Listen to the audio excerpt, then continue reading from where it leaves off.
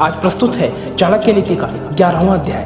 11वें अध्याय के प्रारंभ में आचार्य चाणक्य बताते हैं कि निर्धन व्यक्ति हीन अर्थात छोटा नहीं है, धनवान वही है जो अपने निश्चय दृढ़ है, परंतु विद्या रूपी रत्न से जो हीन है वह सभी चीजों से हीन है। चाणक्य कहते हैं कि किसी भी कार्य को संपन्न करने के लिए विद्या बहुत ही आवश्यक है, उसी के द्वारा वह धन प्राप्त होता है। विद्या ही सच्चा धन है। आगे कहते हैं कि अच्छी तरह पैर रखकर चलना चाहिए, कपड़े से छान कर पानी पीना चाहिए, शास्त्र से व्याकरण से शुद्ध करके वचन बोलने चाहिए और मन में विचार करके कार्य को करना चाहिए। समझाते हैं कि विद्यार्थी को यदि सुख की इच्छा है और वह परिश्रम करना नहीं चाहता तो उसे विद्या प्राप्त करने की इच्छा को त्याग कर देना चाहिए। यदि वह विद्या चाहता है तो उसे सुख सुविधाओं का त्याग करना होगा, क्योंकि सुख चाहने वाला विद्या प्राप्त नहीं कर सकता।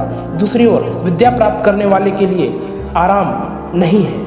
आचार्य चाणक्य आगे कहते हैं कि कवि लोग क्या क्या नहीं देखते, स्त्रियां क्या क्या नहीं कर सकती, मदिरा पीने वाले क्या क्या नहीं बकते और कौवे क्या क्या नहीं खाते। कहते हैं कि जहां न पहुंचे रवि वहां पहुंचे कवि। यह युक्ति बहुत ही प्रसिद्ध है कि जहां सूर्य की रोशनी भी नहीं पहुंचती वहां कवि की कल्पना पहुंच जाती है। स्त्री जब अपनी पर आती है तो वह कुछ भी कर सकती है। शराबी जब नशे में हो जाते हैं तो वह उल्टा सीधा बकने लगते हैं और कौवा न खाने योग्य खाद्य पदार्थ को भी खा लेते हैं। इसका भाव यह है कि विद्वान व्यक्ति सभी कार्य सोच समझ कर करता है और नीच व्यक्ति अपने विवेक से कार्य नहीं करता। भाग्य की शक्ति अत्यंत प्रबल है, वह पल में निर्धन को राजा और राजा को निर्धन बना देती है। भाग्य से जीतना असंभव है। भाग्य क्या कब कर दे कोई नहीं जानता। इसकी लीला अपरंपार है, इस पर किसी का वश नहीं चलता। आगे समझाते हैं कि लोभियों का शत्रु भिखारी है, मूर्खों का शत्रु ज्ञानी है, व्यभिचारिणी स्त्री का शत्रु उसका पति है और चोरों का शत्रु चंद्रमा है। अर्थात भाव यह है कि लोभी, मूर्ख, उल्टा स्त्री और चोरों के कार्यों में जिनके द्वारा विघ्न पड़ता है वे सभी उनके शत्रु होते हैं। जिसके पास न विद्या है, न तप है, न दान है, न धर्म है, वह इस मृत्यु लोक में पृथ्वी पर भार स्वरूप मनुष्य रूपी मृगों के समान घूम रहा है। वास्तव में ऐसे व्यक्ति का जीवन व्यर्थ है, वह समाज के लिए किसी भी काम का नहीं। चाणक्य कहते हैं कि शून्य हृदय पर कोई उपदेश लागू नहीं होता। जैसे मलयाचल के संबंध से बांस चंदन का वृक्ष नहीं बनता। अर्थात जिस मनुष्य में भावना नहीं, योग्यता नहीं, वह किसी भी प्रकार के उपदेश से लाभ नहीं उठा सकता। जिनको स्वयं बुद्धि नहीं है, शास्त्र उनके लिए क्या कर सकता है। जैसे अंधे के लिए दर्पण का क्या महत्व है। भाव यह है कि जो पूरी तरह मूर्ख है उसके लिए शास्त्र भी कुछ नहीं कर सकता। इस पृथ्वी पर दुर्जन व्यक्ति को सज्जन बनाने का कोई उपाय नहीं है। जैसे सैकड़ों बार धोने के उपरांत भी गुदास्थान शुद्ध इंद्री नहीं बन सकता। अपनी आत्मा से द्वेष करने से मनुष्य की मृत्यु हो जाती है। दूसरों से अर्थात शत्रु से द्वेष करने के कारण धन का नाश हो जाता है और राजा से द्वेष करने से अपना सर्वनाश हो जाता है, किंतु ब्राह्मण से द्वेष करने से संपूर्ण कुल का नाश हो जाता है। बड़े बड़े हाथियों और बाघों वाले वन में वृक्षों का कोट रूपी घर अच्छा है। पके फलों को खाना, जल का पीना, तिनकों पर सोना, पेड़ों के लिए छाल पहनना उत्तम है, परंतु अपने भाई बंधु के मध्य निर्धन होकर रहना अच्छा नहीं है। अनेक रूप वाले पंछी सायंकाल एक वृक्ष पर आकर बैठते हैं और प्रातःकाल 10 दिशाओं में उड़ जाते हैं। ऐसे ही बंधु बांधव एक परिवार में मिलते हैं और बिछुड़ते हैं। इस विषय में शोक कैसा।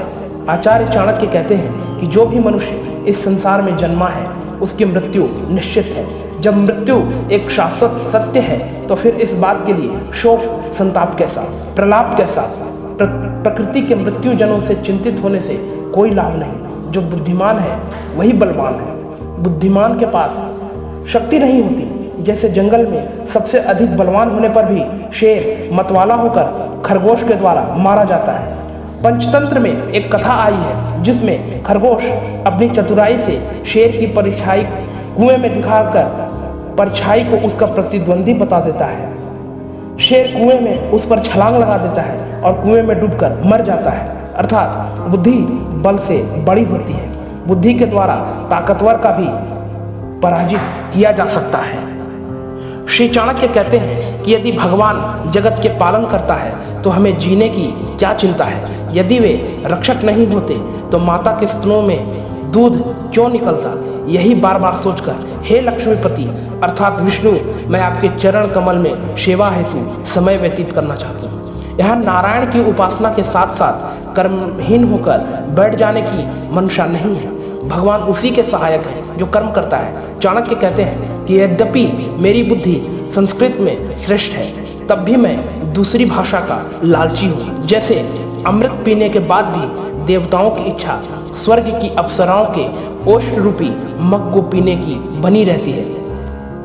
आगे समझाते हैं कि हम भले ही किसी श्रेष्ठ भाषा में पारंगत हो, हमें उसमें महारत हासिल हो, पर दूसरी अन्य भाषाओं को जानने और समझने के लिए सदा प्रयत्नशील रहना चाहिए। इससे हमारा ज्ञान बढ़ता है। अन्न की उपेक्षा दूसरे चूर्ण अर्थात पीसे हुए आटे में 10 गुना अधिक शक्ति होती है। दूध में आटे से 10 गुना अधिक शक्ति होती है।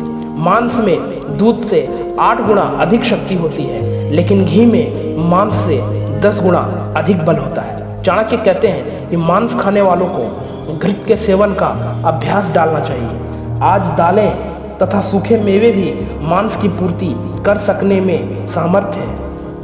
उसमें भी प्रोटीन काफी मात्रा में मिलता है। सब्जियां खाने से रोग दूर होते हैं। दूध से शरीर बलवान होता है। घी से वीर्य अर्थात शक्ति बढ़ती है और मांस खाने से मांसी बढ़ता है। अतः बल और बुद्धि के शक्ति के लिए घी और दूध का सेवन ही उत्तम है, मांस नहीं। साग सब्जी से रोग तभी बढ़ते हैं जब उन्हें अच्छी प्रकार से धोकर अर्थात शुद्ध करके नहीं लिया जाता। शुद्ध ना करने पर उसमें बाह्य कीटाणु रह जाते हैं जो रोग को बढ़ाते हैं।